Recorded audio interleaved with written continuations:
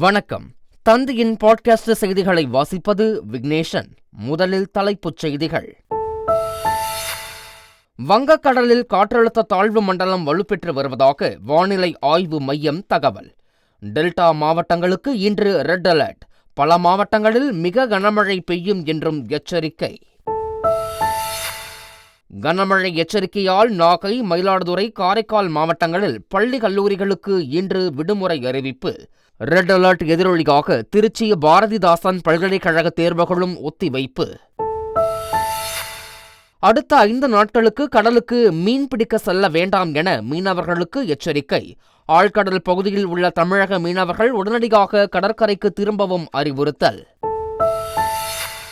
பருவமழையை எதிர்கொள்ள தமிழக அரசு தயாராக உள்ளதாக முதலமைச்சர் ஸ்டாலின் அறிவிப்பு. மீட்பு மற்றும் நிவாரணப் பணிகளுக்காக டெல்டா மாவட்டங்களுக்கு கண்காணிப்பு அலுவலர்கள் விரைந்தனர். 4 நாள் பயணமாக நாளை தமிழகம் வருகிறார் குடியரசுத் தலைவர் திரௌபதி முர்மு. உதகையில் நடைபெறும் பல்வேறு நிகழ்ச்சிகளில் பங்கேற்பு. 1000க்கும் மேற்பட்ட போலீசார் பாதுகாப்பு. துருக்கி நாட்டில் தரையிறங்கிய போது தீப்பிடித்து எரிந்த ரஷ்ய பயணிகள் விமானம். அவசர வழிகள் திறக்கப்பட்டு 89 பயணிகள் மற்றும் 6 விமான ஊழியர்கள் பத்திரமாக மீட்பு. சவுதி அரேபியாவின் ஜெட்டா நகரில் நடைபெற்ற IPL மெகா ஏலம் நிறைவு. 182 வீரர்களை 639 கோடி ரூபாய்க்கு ஏலம் எடுத்த அணிகள். இனி விரிவான செய்திகள். தென்மேற்கு வங்கக்கடலில் நிலவி வரும் காற்றழுத்த தாழ்வு மண்டலம் ஆழ்ந்த காற்றழுத்த தாழ்வு மண்டலமாக வலுப்பெறக்கூடும் என வானிலை ஆய்வு மையம் தெரிவித்துள்ளது. அது மேற்கு வடமேற்கு திசை நோக்கி நகர்ந்து நாகையில் இருந்து 740 கிலோமீட்டர் தொலைவிலும் சென்னைக்கு தென்கிழக்கே 940 கிலோமீட்டர் தொலைவிலும் நிலை கொண்டுள்ளது என்றும், இது தொடர்ந்து வடக்கு வடமேற்கு திசையை நோக்கி நகர்ந்து ஆழ்ந்த காற்றழுத்த தாழ்வு மண்டலமாக வலுப்பெறக்கூடும் என்றும் வானிலை ஆய்வு மையம் தெரிவித்துள்ளது. இதனால் தமிழகத்தில் இன்று பல மாவட்டங்களில் கனமழை பெய்யும் என்றும், மயிலாடுதுறை, காரைக்கால், திருவாரூர், நாகையில் மிக கனமழை முதல் அதிக கனமழைக்கு வாய்ப்புள்ளதாகவும் தென்மண்டல வானிலை ஆய்வு மைய இயக்குநர் பாலச்சந்திரன் தெரிவித்துள்ளார். வங்கக்கடலில் உருவாகியுள்ள காற்றழுத்த தாழ்வு மண்டலம் வலுப்பெற்று வருவதால் நாகை உள்ளிட்ட டெல்டா மாவட்டங்களுக்கு ரெட் அலர்ட் விடுக்கப்பட்டுள்ளது. இதனால் முன்னெச்சரிக்கை நடவடிக்கையாக நாகை மாவட்டத்தில் உள்ள பள்ளி கல்லூரிகளுக்கு இன்று விடுமுறை அறிவித்து மாவட்ட ஆட்சியர் உத்தரவிட்டுள்ளார். கனமழை எச்சரிக்கையால் மயிலாடுதுறை, காரைக்கால் மாவட்டங்களிலும் இன்று பள்ளி கல்லூரிகளுக்கு விடுமுறை அறிவிக்கப்பட்டுள்ளது. ரெட் அலர்ட் எதிரொலியாக திருச்சி பாரதிதாசன் பல்கலைக்கழக தேர்வுகளும் ஒத்திவைக்கப்பட்டுள்ளது. மயிலாடுதுறை மாவட்டத்திற்கு ரெட் அலர்ட் விடுக்கப்பட்டுள்ள நிலையில் பொதுமக்கள் மழை பாதிப்புகள் குறித்து மாவட்ட கட்டுப்பாட்டு அறைக்கு தெரிவிக்க 1077 மற்றும் 043642225888 என்ற உதவி எண்கள் அறிவிக்கப்பட்டுள்ளது. இதேபோல நாகை மாவட்டத்தில் பொதுமக்கள் கட்டுப்பாட்டு மையத்தை தொடர்பு கொள்ள 0436510777 மற்றும் 180023342233 என்ற உதவி எண்கள் அறிவிக்கப்பட்டுள்ளன. காற்றழுத்த தாழ்வு மண்டலம் காரணமாக மன்னார் வளைகுடா, குமரிக்கடல், தமிழக கடற்கரை பகுதிகளுக்கு அடுத்த 5 நாட்களுக்கு மீனவர்கள் கடலுக்கு செல்ல வேண்டாம் என சென்னை வானிலை ஆய்வு மையம் அறிவுறுத்தியுள்ளது. ஆழ்கடல் பகுதியில் உள்ள மீனவர்கள் உடனடியாக கடற்கரைக்கு திரும்ப வேண்டும் எனவும் அறிவுறுத்தப்பட்டுள்ளது. ராமேஸ்வர மீனவர்கள் கடலுக்குள் மீன்பிடிக்க செல்ல தடை விதிக்கப்பட்டுள்ளது. கனமழை எச்சரிக்கை எதிரொலியாக டெல்டா மாவட்டங்களுக்கு மீட்பு மற்றும் நிவாரணப் பணிகளுக்கு மாவட்ட கண்காணிப்பு அலுவலர்கள் விரைந்துள்ளனர். கனமழை எச்சரிக்கை விடுக்கப்பட்டுள்ள மயிலாடுதுறை, நாகப்பட்டினம், திருவாரூர் மற்றும் கடலூர் மாவட்டங்களில் முன்னெச்சரிக்கை நடவடிக்கைகள் தயார் நிலையில் வைக்கப்பட்டுள்ளன. இந்த பணிகளை மாவட்ட நிர்வாகங்களுடன் இணைந்து கண்காணிக்க IAS அதிகாரிகள் சென்றுள்ளனர். சென்னையில் நேற்று இரவு பரவலாக மழை பெய்தது. தேனாம்பேட்டை, நுங்கம்பாக்கம், அண்ணா சாலை, நந்தனம், சைதாப்பேட்டை, எழும்பூர், கிண்டி உள்ளிட்ட பல்வேறு பகுதிகளிலும் மிதமான மழை பெய்தது. பருவமழையை எதிர்கொள்ள தமிழக அரசு தயாராக உள்ளதாக முதலமைச்சர் ஸ்டாலின் தெரிவித்துள்ளார். ஏற்பாடெல்லாம் முறைப்படி நடந்துகிட்டு இருக்கு, ஒன்றும் பிரச்சனை இல்லை. கலெக்டர்கிட்ட அங்கே இருக்கிற ஆஃபீஸர்லாம் சொல்லியிருக்கோம். அதுபடி இங்கேருந்து ஜோன் வைஸாக செக் பண்ணுறதுக்கும் அதுக்கும் ஆட்கள் அனுப்புகிறோம். எதிர்பார்க்கல, அது வேற. நாங்கள் தயாராக இருக்கிறோம், எல்லாத்துக்கும் தயாராக இருக்கிறோம். அரசு தயாராக.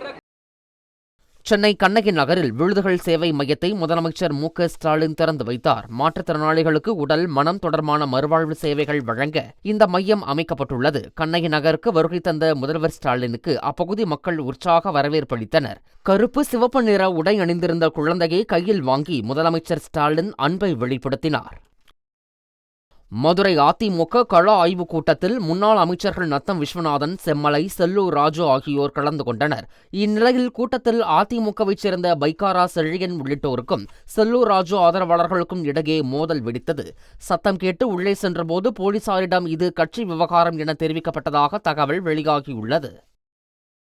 தமிழக சட்டப்பேரவை வரும் டிசம்பர் மாதம் 9ஆம் தேதி காலை 9:30 மணிக்கு கூட உள்ளதாக சபாநாயகர் அப்பாவு அறிவித்துள்ளார். தமிழக சட்டமன்ற பேரவை கூட்டமானது வருகிற டிசம்பர் மாதம் 9ஆம் தேதி காலை 9:30 மணிக்கு தலைமைச் செயலக வளாகத்தில் அமைந்துள்ள சட்டப்பேரவை மண்டபத்தில் கூட்டியுள்ளேன் என்பதை தெரிவித்துக் கொள்கிறேன். இந்திய கால்பந்து அணியில் விளையாடி வரும் தமிழக வீராங்கனைகளை துணை முதலமைச்சர் உதயநிதி ஸ்டாலின் விருது வழங்கி கௌரவித்தார். கடலூர் கம்மியம்பேட்டையில் கலைஞர் விளையாட்டு உபகரணங்கள் வழங்கும் திட்டத்தின் கீழ் 683 ஊராட்சிகளுக்கு உபகரணங்கள் வழங்கும் நிகழ்ச்சி நடைபெற்றது. இந்த நிகழ்ச்சியின் போது இந்திய கால்பந்து அணியில் விளையாடும் தமிழக வீராங்கனைகளான சந்தியா, கார்த்திகா ஆகியோர் சிறப்பு விருந்தினர்களாக அழைக்கப்பட்டனர். அவர்களுக்கு துணை முதலமைச்சர் உதயநிதி ஸ்டாலின் விருது வழங்கி பாராட்டு தெரிவித்தார். மத்திய உள்துறை அமைச்சர் அமித்ஷாவை தமிழக அமைச்சர் பெரியகருப்பன் நேரில் சந்தித்து கூட்டுறவுத்துறை தொடர்பான கோரிக்கை மனுவினை அளித்தார். கூட்டுறவு சங்கங்களின் வருமான வரி, டிடிஎஸ் பிடித்தங்களில் இருந்து விலக்களிக்க வேண்டும், என்சிடிசி மூலம் ஐசிடிபி போன்ற திட்டங்கள் நியாயமான வட்டி விகிதத்தில் கூட்டுறவு சங்கங்களுக்கு கடன் வழங்க வேண்டும் உள்ளிட்ட பல்வேறு கோரிக்கைகளை மனுவில் வலியுறுத்தியிருந்தார். மேலும் கூட்டுறவு சங்கங்களின் தயாரிப்புகள் மற்றும் சேவைகளுக்கு ஜிஎஸ்டியில் இருந்து விலக்களிக்க வேண்டும் என்றும், நெட் பேங்கிங் சேவைகள் உரிமம் கூட்டுறவு வங்கிகளுக்கும் விரைந்து வழங்க வேண்டும் என்றும் அம்மனுவில் அமைச்சர் பெரியகருப்பன் கோரிக்கை விடுத்துள்ளார். பாமக நிறுவனர் ராமதாஸ் குறித்து முதலமைச்சர் ஸ்டாலின் தெரிவித்த கருத்துக்கு பாமக தலைவர் அன்புமணி ராமதாஸ் கண்டனம் தெரிவித்துள்ளார். இருவர் பேசியதையும் தற்போது கேட்போம்.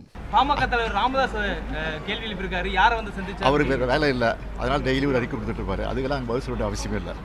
கௌதம் அதானியை உங்கள் இல்லத்தில் எதற்கு நீங்கள் ரகசியமாக சந்தித்தீர்கள் என்று கேட்டார். இது என்ன தப்பு இருக்கிறது? இதனிடையே முதலமைச்சர் ஸ்டாலின் கருத்துக்கு கண்டனம் தெரிவித்து புதுச்சேரி, குடியாத்தம், ஆத்தூர் உள்ளிட்ட பல ஊர்களில் பாமகவினர் ஆர்ப்பாட்டத்தில் ஈடுபட்டனர்.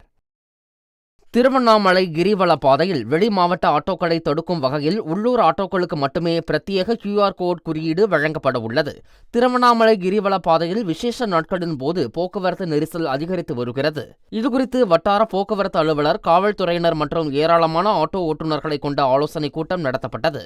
அப்போது பேசிய நகர கூடுதல் கண்காணிப்பாளர் சதீஷ்குமார், அனுமதியின்றி ஏராளமான வெளியூர் ஆட்டோக்கள் கிரிவல பாதையில் வருவது போக்குவரத்து நெரிசலை ஏற்படுத்துகிறது. இதனை தவிர்க்க உள்ளூர் ஆட்டோக்களுக்கு மட்டும் பிரத்யேக QR கோட் குறியீடு வழங்க உள்ளோம். இதற்கு அனைத்து ஆட்டோ ஓட்டுநர்களும் முழு ஒத்துழைப்பு வழங்க வேண்டும் என கேட்டுக்கொண்டார். தென்காசி மாவட்டம் கடையநல்லூர் அருகே கோழி பண்ணையில் பணியாற்றிய கணவன், மனைவி மர்மமான முறையில் மரணமடைந்த சம்பவம் அதிர்ச்சியை ஏற்படுத்தியுள்ளது.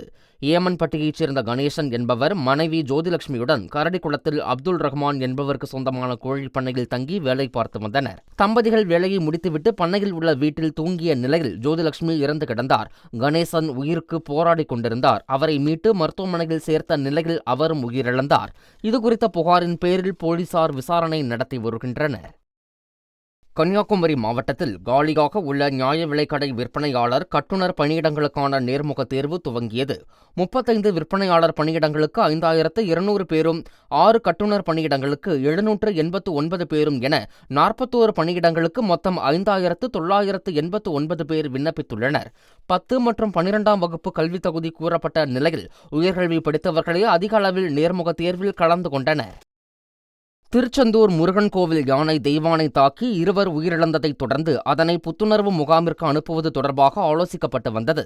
ஆனால் அதுகுறித்து இறுதி முடிவு எட்டப்படவில்லை என கூறப்படுகிறது. வனத்துறை, கால்நடை பராமரிப்புத்துறை உள்ளிட்ட 5 குழுவினர் யானையை தொடர்ந்து கண்காணித்து வரும் நிலையில் மேலும் 1 வார காலத்திற்கு கண்காணிப்பு பணி தொடரும் எனவும் தெரிவிக்கப்பட்டுள்ளது. ராமேஸ்வரம் மீனவர்கள் 23 பேருக்கு வருகின்ற டிசம்பர் 3ஆம் தேதி வரை சிறை காவலை நீட்டித்து இலங்கை நீதிமன்றம் உத்தரவு பிறப்பித்துள்ளது. நெடுந்தீவு அருகே மீன்பிடித்துக் கொண்டிருந்த ராமேஸ்வரம் மீனவர்கள் 23 பேரை எல்லை தாண்டி மீன்பிடித்ததாக இலங்கை கடற்படை கைது செய்து அவர்களின் 3 விசைப்படகுகளை பறிமுதல் செய்தது.